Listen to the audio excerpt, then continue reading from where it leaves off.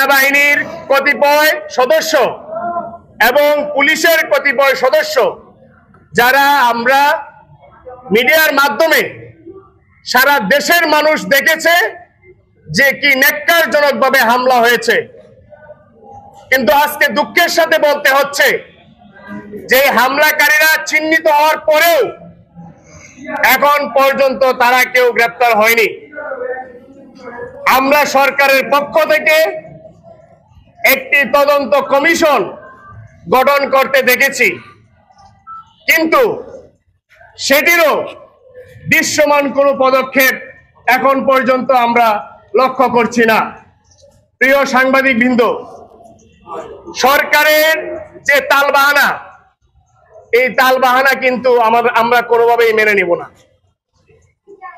যে ধরনের পদক্ষেপ নেওয়া উচিত ছিল সরকার সেখানে কি কারণে পদক্ষেপ নিচ্ছে না, এই প্রশ্নটি দেশের মানুষ কিন্তু আজকে রাখছেন। তার মানে কি সরকার সেনাবাহিনীকে ভয় পাচ্ছেন, নাকি অন্য কোনো ষড়যন্ত্র এখানে আছে? আমরা জানি এবং এটি স্পষ্ট হয়েছে, সেনাপ্রধান বলেছিলেন তিনি রিফাইন্ড আওয়ামী লীগ চান, আওয়ামী লীগকে আবার ফিরাতে চান, স্বচ্ছ আওয়ামী লীগকে ফিরাতে চান, কিন্তু সেই আশায় ওনার গুড়েবালি হয়েছে।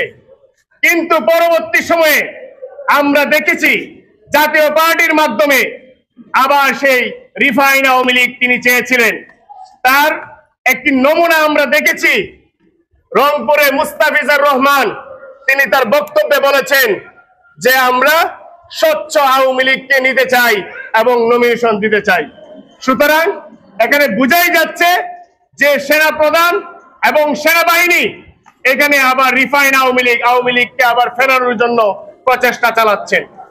প্রিয় সাংবাদিক বৃন্দ, জনাব নুরুল হক নূর আজকে 14 দিন যাবত ঢাকা মেডিকেলে চিকিৎসাধীন অবস্থায় আছেন।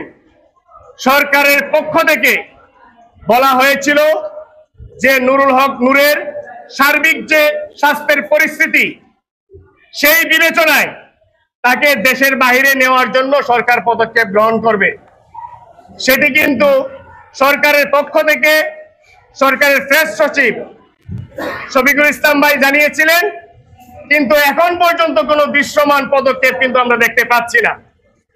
যদি সরকার দৃশ্যমান কোনো পদক্ষেপ না নেয় তাহলে সরকার সেটি আমাদেরকে জানাক। আমরা আমাদের নেতাকর্মীরা সংগঠনের পক্ষ থেকে নুরুল হক নূরের উন্নত চিকিৎসার জন্য আমরা সেটি ব্যবস্থা গ্রহণ করব।